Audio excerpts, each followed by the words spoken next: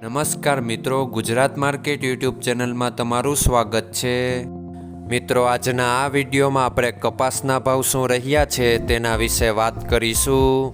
પણ તે પહેલાં મિત્રો, જો તમે કપાસના ભાવ વિશે જાણવા માંગતા હોય તો નીચે આપેલા લાલ કલરના સબસ્ક્રાઇબ બટનને દબાવીને સબસ્ક્રાઇબ કરી લો અને પાછળ રહેલા બેલને પ્રેસ કરી લ્યો, જેથી કપાસના ભાવનો મેસેજ તમને મળતો રહે।